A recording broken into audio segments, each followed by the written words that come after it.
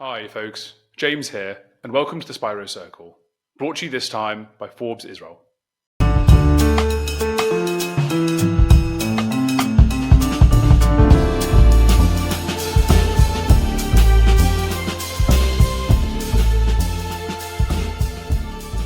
This week I spoke to Yair Amsterdam, CEO of Verbit, an Israeli transcription company. Now, anyone who's been familiar with AI this year knows that transcription services are everywhere. A lot of video platforms offer them, and they've been super helpful when you record interviews or classes or any other area that requires quick transcription.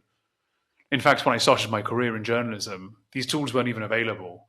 So I used to have to manually sit there for hours and transcribe each interview that took place. Anyway, Verbit does something a bit differently. They operate in the legal area.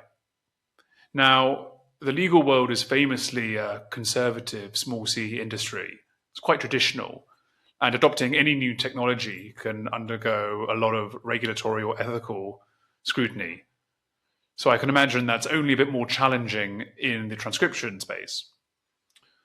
Verbit helps courtrooms and lawyers transcribe conversations, offer insights, spot inconsistencies, and basically operate as a second person in the room. We spoke all about its technology, including a live demo. We spoke about the impact technology will have on the legal space, and we also spoke about AI more generally. I hope you enjoy.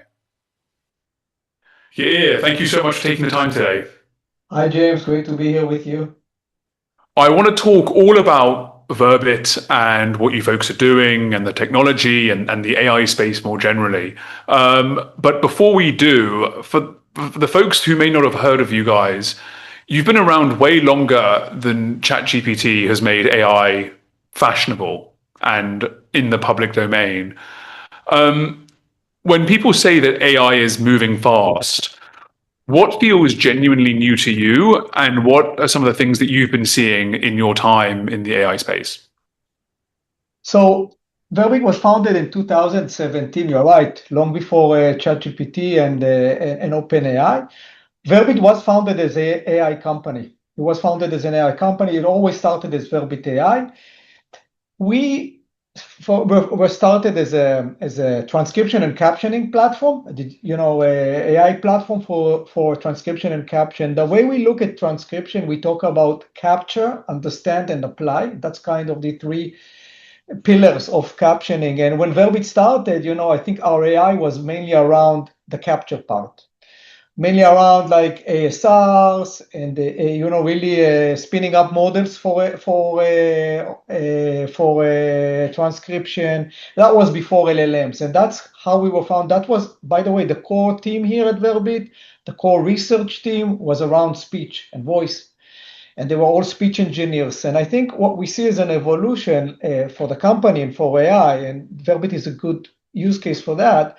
As LLMs came out, as transcription, became commoditized with LLMs, Verbit has been moving up to the more aspects of understand and apply. So today, as transcription become more commoditized, we focused on understanding the context of what the spoken word, and then applying it into action. And that's what we do in the courts or with lawyers or with any other application. So you would see the evolution of AI. Verbit is a really good example of how started as an AI company, but evolved, with LLMs and OpenAI and all the things that are going on in the market. No, it's wonderful, and I remember, just the way that things have gone since I've been kind of in the workspace. I used to manually transcribe all of my interviews and all of my videos. I used to sit there for hours and hours doing it. And so just having a transcription service with AI is for me is a blessing, let alone all of the other use cases that AI can be used for. I want to talk about one of them a bit more because you just highlighted it, the main space you're in, the legal and enterprise environments. The legal space is an area that can't tolerate any errors or mistakes, and AI, as we all know, isn't perfect anyway. I certainly see that in my transcriptions.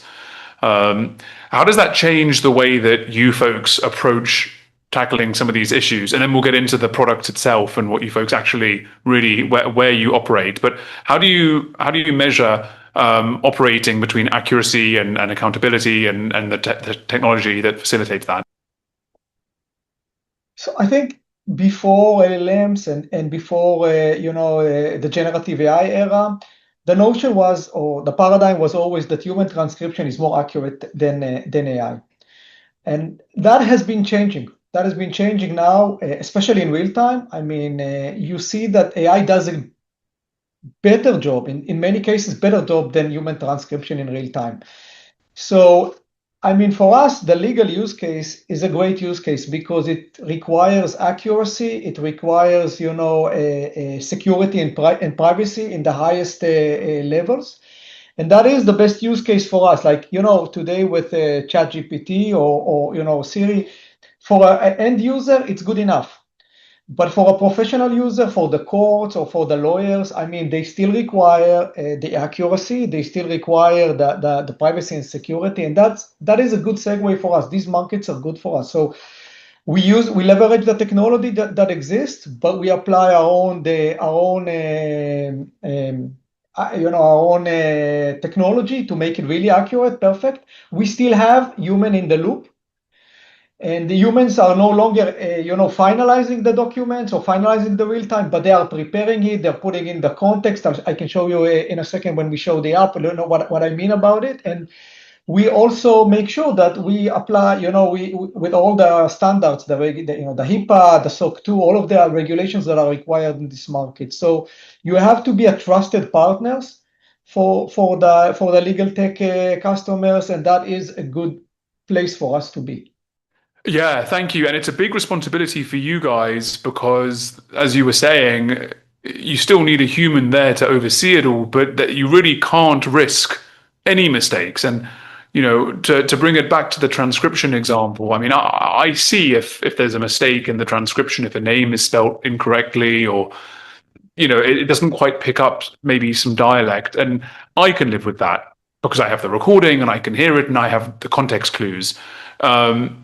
The legal space, like the healthcare space, you don't really have room to play around with these areas. So what I want to do now is something that we don't normally do on the show, but we have the advantage of the technology that we're on today. So I want to actually see the product. I want to show it to the viewers here who are watching, the Legal Visor. So this is the product. I want to give you an opportunity to show it and show people what it is exactly, what it does and how it operates. Okay, so what I'm going to show you here is Legal Capture, which is the foundation for Legal Visor. I'm actually running a real-time transcript tool, based on our proprietary Captivate technology. And what you're seeing here is the editor view. Okay, what you're seeing here is a completely automated transcription running in real time, right? You and me are speaking. You see that there is a speaker separation, and you see that it kind of puts it in box. But this is a completely editable tool. Okay, I can edit on the fly. So if you think about the courts, right, you would have a court reporter, a digital court reporter. He can assign names to the speakers. Okay, the system will do it automatically after a few minutes, but the system is based on a signature, on a voice signature. So I use the first part of our meeting to kind of capture your voice signature and capture my voice signature, and the changes will now become automatically. So I really have my hands free, and the system will move like speakers. Okay, as we kind of speak. Enables me to kind of configure events, questions, answer. Okay, these are more events for the courts, right? So I can I can say this is an answer, and I can mark it as an answer. You see the names that we put out in advance. We can also add the name signatures. And the very important part of this tool, right, on the editor view, is that it allows me to prep the session. Okay, like I would prep the session to be very accurate, I would add terms in advance. Okay, so let's think about the terms that are relevant for this discussion. James Spiro, your name is here. Okay, so when I will That's say me. your name, the transcription will come out pretty accurate, right? Or maybe think about the Spiro Cycle, right? That's here as well. So I prepared it. I can prepare it with URLs. I can prepare it with documents that I attach. Of course, we can go off the record, and now the system doesn't work, and we can have a free conversation without being on the record. We can go back on the record. That's the editor view. That's the court reporter. Now, this is important for the court reporter, and this is how we work in depositions. But there is another view which is important to kind of see, and which is the lawyer view, okay? Or this is the view that is used for Visor. So Right. here, this is not the editable. This is not the editable version. This is just capturing what we do. The system is multilingual. So like you have it in English, I can immediately translate it into Hebrew, okay? In real time, we support over 50 languages. So it runs now in Hebrew, like completely, translating it into Hebrew. In real time, I can also have like dual models, like Spanish and English, very common in the US courts. But I think the most important part of the system, and that's what we use, and that's where I'm kind of ending, is the insights. Okay, these are the insights on the right that allows us to kind of provide insights in real time. So based on the recording, let me show you just a kind of simple insights. Okay, I'm not going to the more complicated ones like inconsistencies or adherence to outline, but we can run a summary in real time. So I can summarize now, and this is an ad hoc summary. So you can update the summary as we speak, and the lawyers can update, their partners in real time about what's been spoken. If this is a few days deposition, then they could share a summary immediately after every day. They can, of course, download the transcript. Here is, a short summary, a generative AI summary about our discussion. And what we're talking about, we can here, just talk about we can run it into chapters. Okay, we can generate chapters. These are kind of topics of what we talk. Okay, so these are the topics of discussion if you'd just like to see the outline. And in Legal Visor, when we run it in the depositions, and I'm sorry I don't have it here because it's a special setup and it's also very, adhere to security and privacy, we will also show you inconsistencies and allow you to upload documents. So you can run the inconsistencies in real time based on the discussion, but also compare it to what has been done in the documents. Okay, this is kind of the chapters of our discussion today. And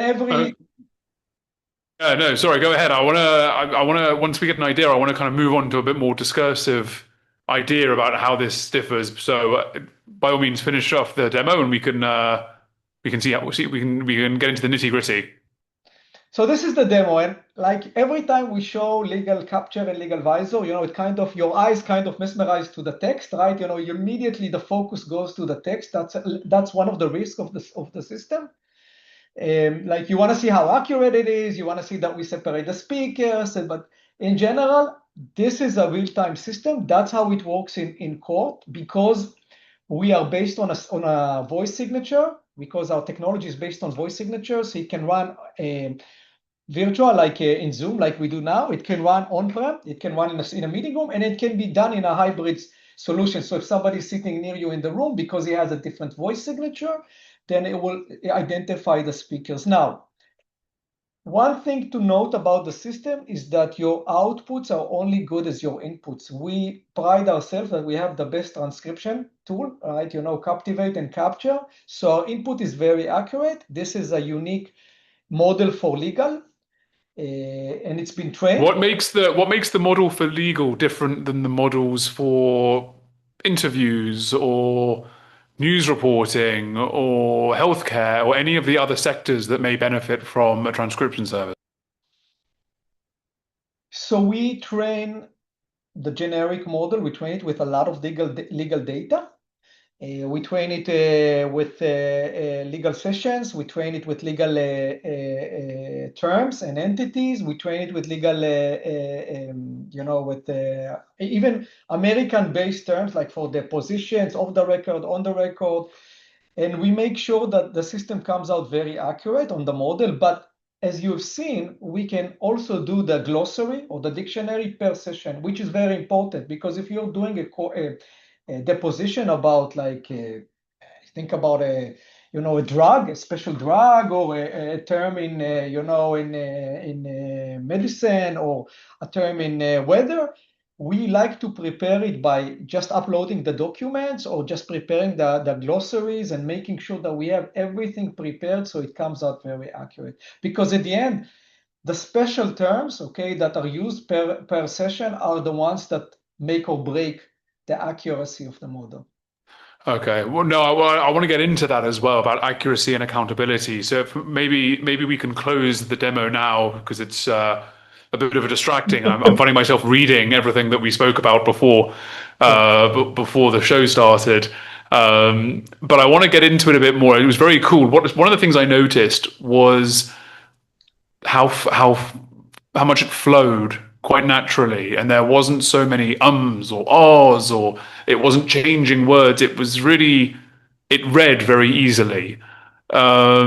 I want to understand who in the legal world uses this, because I want to understand if it belongs to the courtroom itself or one of the lawyers from either side bring it. Because I can imagine if one lawyer brings an AI tool to a courtroom, it may unsettle the other lawyer and it can open up a legal can of worms. So talk me through about where a technology like this sits in the context of the legal world. Okay, so if we zoom into the legal world, this technology kind of at this stage focuses on the litigation cycle. Okay, so there are many legal applications. We focus on the litigation cycle, which is the biggest portion of the tech in legal. So the litigation is about 30% of overall legal, and we are focusing on litigation. Now, you're right, there are different use cases, and there are different also, I would say in the cycle, there are different areas, or there are different stages, and we focus on a few stages, right? We can start, you think about it, it starts usually with a intake call, right? The client calls the lawyer saying, he's considering to take the lawyer for, he's considering to make a lawsuit or to sue somebody. And you can start using the tool from the intake. The lawyer can start using it from the intake, right? He can record it, he can transcribe it, he can have insights and summaries, just based on the intake. Then it goes into what we call a pre-litigation of depositions, right? In the US system, there is a lot of depositions that are done, and then it's used, right? This tool is used by it can be used by two personas. It can be used by the court reporter. Usually in every deposition, you will have a court reporter. And that would be more the first, I would say that would be more the first use case that we saw. Remember, we saw the editable version where you kind of log in, you swear the witness, and then you are, as a court reporter, you capture the real-time transcript. You can edit on the flights. You prepare it in advance. You're the one that's preparing it with the glossary and the documents. And then after the deposition ended, like I haven't shown it, you can also mark it up for a final transcript that you will work based on your real-time edit, your real-time transcript. You will then finalize it, or you will fix it and make it perfect. So that's the court reporter. Now the lawyer may also want to use the tool, right, in a deposition as an insights tool or a second chair. And that's a different application. That's how we call it legal capture and legal visor. But the thing is that for the lawyer, the transcript is important as well, but he wants the insights. Okay, he wants the insights in real time. He wants to see his consistencies. He can upload an outline and see how well he's doing based on the outline. The deposition is kind of a mission critical. You have an hour or 2 hours or a half a day, and you want to make sure that you capture everything that you plan. Now, usually what the lawyer does, he will notify the other side that he's using an AI tool. Okay, so usually that's how it works. It's not 100% clear because the AI tools are pretty new, but usually the lawyer will notify the other side that he's using a tool for real-time. And they're allowed just to bring in an AI tool, or are there any protocols that need to be in No, place? they are allowed to use it. Remember, the tool, as you saw it, right? It doesn't make any decisions. It only transcribes in real time and provides insights like a second chair.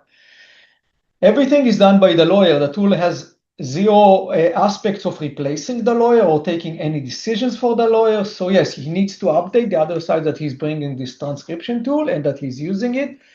But then he's allowed to use it. Usually the second chair or that will look into it in real time. You look at the real-time inconsistency. You can also query the tool in real time. Like, all of your, a deposition can go for 4 hours. It can go for a couple of days in some cases. You have all your text available and you can ask it questions, during the session. And then just to answer your question, the last part that we have is the courts. And most of the courts in many of the countries in the US, it goes into states and counties, are outdated. Okay, they are behind. They need stenographers. They have a big backlog of proceedings.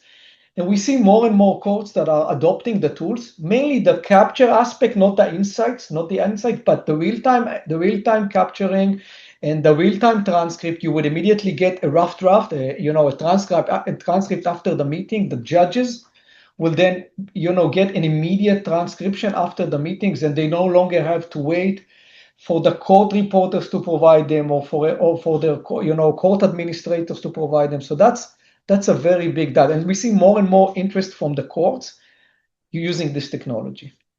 So I want to. It's a great product and it's super helpful and useful, and but it's not so unique, right? It's a transcription service.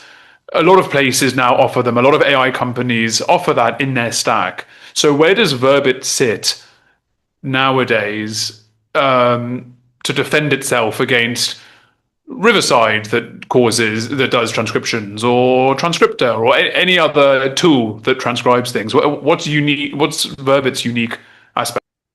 I would say there are a few aspects that make us unique. Okay, first, our transcription is very accurate. We have our own proprietary tool called Captivate, which, by the way, uses the best models that are out there in the industry. So we no longer, we don't no longer build models, but as you see, we refine them, we train them.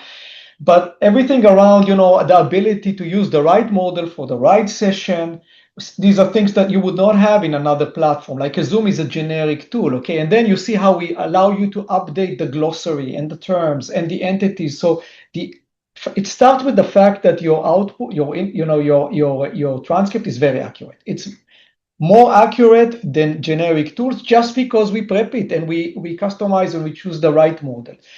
And then on top of that, you have more features that are required, for the professional end user, right? Like Zoom doesn't let you to edit in real time. It doesn't let you to, it doesn't let you to have a voice signature. It doesn't let you do many things that this tool allows you to do. This is a professional transcription tool. And that's why we see the users really vote for this kind of tool. So while I have a lot of respect for what Zoom, Teams, and the rest of the platforms are doing, it's very good for a discussion like you and me are having. It's not good for a court use case. It doesn't work for that. Off the record, on the record, these are not capabilities that you would have in these kind of tools. You saw the multi-language aspect. It's very important. Like, think about courts today. You have many in the US courts, like Spanish and English, and then you need a translator, and everything goes just longer, okay? So this tool is more about a tool for the court reporter, for the lawyer, for the courts. It replaces some aspects of their work. But it doesn't replace them, right? It just is the common saying. It doesn't replace them. You still need somebody to start the tool, to run the tool. But it opens many bottlenecks. Today, in many of the courts, the bottleneck is the stenographers, okay? And with this tool, you actually do not need a stenographer. So stenographers are no longer needed. If you're using the tools, you will need a digital court reporter or an administrator to run the tool. It's up to the end user. We know that in the legal industry, they will not rely on 100% AI tools that work for them. It doesn't work. They still need the sign off of an administrator, of a user, in order to trust the tool. So let's talk about that, because we're leading into my next point, which is about regulation and responsibility and accountability. Those things are often discussed quite abstractly. It's a bit like, well, yeah, we need to make sure ethical AI and all of these things and accountability. From where you're sitting as a provider of this kind of tool in the legal space, which is challenging anyway, what would help companies really solidify the products and make them like truly accountable and trusted? So there are a few aspects to it, because it's a good question. Like, we work in the legal industry, we work in many other industries that require a very high security and privacy, right? And also, like really a high usage of what you would call integrity AI, right? Like AI with integrity, using AI with integrity. So for one of the things that we do is we adhere to standards. Okay, I think first you want to adhere to standards, right? Like you want to be HIPAA compliant, you want to be ISO compliant, you want to be adherence to standards means that you're using the best practices for security and privacy. The second thing that we do is we always have a reference to the actual text. Okay, so we will generate insights, right? We would say, okay, so here is an inconsistency, right? We have an invoice from a gas station saying that the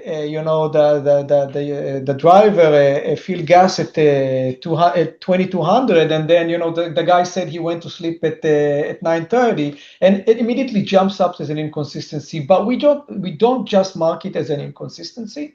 We'll always give you a reference to the evidence or to the spoken word. So first, so there's transparency there, there basically. is transparency. And by the way, if we make a mistake or if we have a wrong interpretation, right? I mean, yes, a wrong context, it's up to the lawyer to decide. We never interrupt the lawyer, or we never do the lawyer job. Okay, we would never mark something for that. It always mark up for the lawyer, for the litigator, for him to look at it, for him to think if he wants to bring up the case. We would probably show about between 20 to 30 inconsistencies per deposition.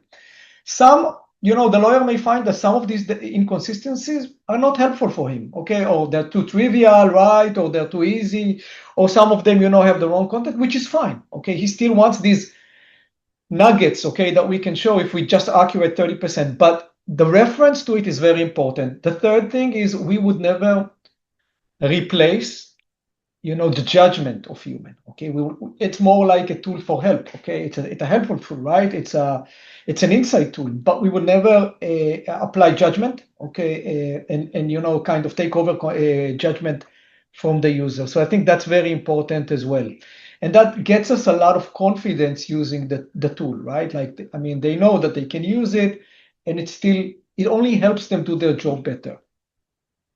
100%, 100%. It's interesting because Verbit is one of the examples where bringing in AI as an assistant or a side player in the human world is helpful, but the consequences are still quite high if you guys don't get it absolutely perfect. So, and a lot of people are skeptical about AI and the abilities, the true abilities that it can accomplish. So, what do you think are some of the most common misunderstandings about adopting AI in a professional environment? I mean, the legal environment is one that's famously conservative, small c conservative and traditional, maybe a better word. So what are some of the misconceptions or misunderstandings that industries may have when adopting this kind of technology?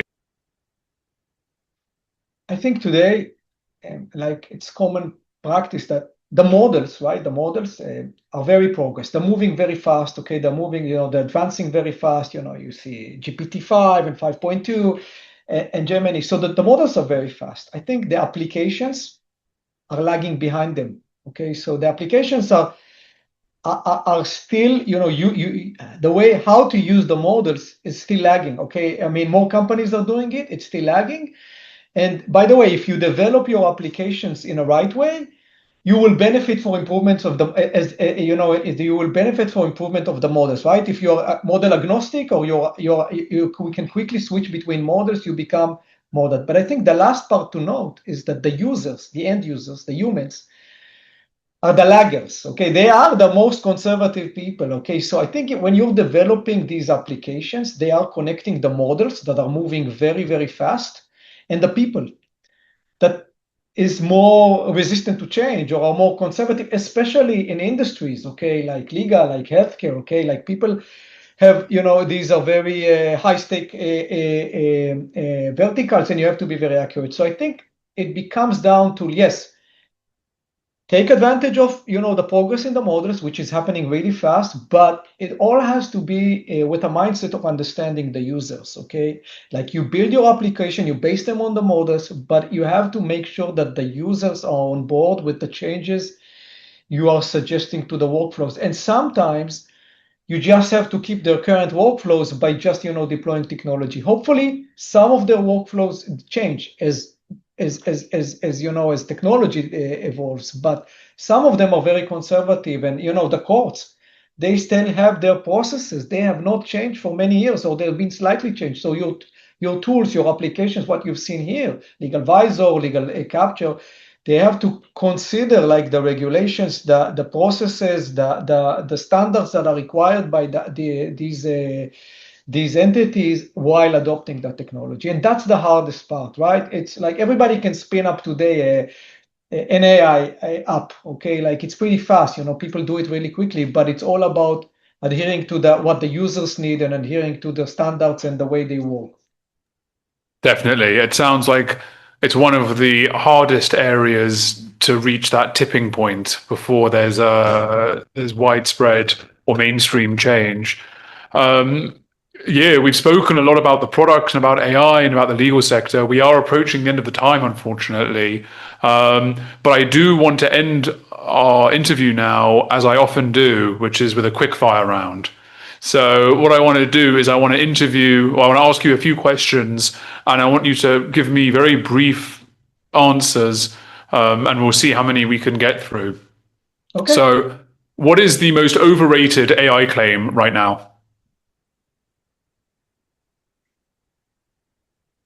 That I think the most overrated is that models are plateauing. I think that's the most overrated. What's one AI task that will never fully replace the legal work? I think judgment. I think the judgment is always going to stay human. That's what I was thinking you'd say, actually. That's when I was thinking of the question, I thought, well, that's what I would say. What's the best use of AI that you have seen outside of Verbit?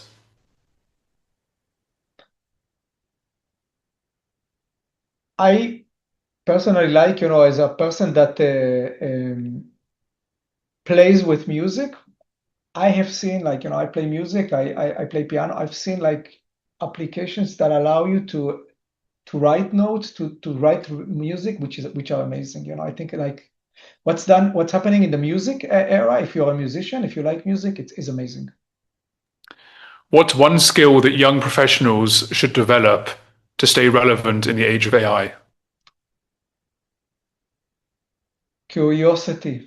I think they need to continue to learn and kind of test the tools all the time, test the tools. The old school was about methodology before technology. I think today you have to just experiment with AI all the time. That's so funny. Curiosity was the exact word I was thinking as well. Curiosity, agency, and public speaking. I also thought was an AI-proof tool until they scan us and do it That's for us. very close. By the way, we also do dubbing AI. I'll show you sometimes how well that's moving along. Yeah, it's a whole new different space for another episode, no doubt. Final question. Final question. What is the best way for people to connect with you, follow you, keep up to date with what you guys are doing? How can we stay in touch? I think for us, we still are old school, work on LinkedIn. So I think LinkedIn will be the best platform to follow me or to follow Verbit. Wonderful. I'll make sure to put relevant links and names and everything down on the screen. Yeah, thank you so much for the time today and for the insights and for giving us a glimpse into the future to how the legal world will not just collect the information of the courtrooms, but to organize it, and hopefully it can change some lives. I look forward to seeing how it all goes. More efficient and make the codes more efficient for the end users. Yes, I think that's a that we're taking. And hopefully the spot an oversight from lawyers and maybe get someone off the hook if they were wrongfully accused. I mean, that would be the dream situation, right? That AI saves something like that. Of course. Yeah, thank you so much for taking the time today. Thank you for having me, James.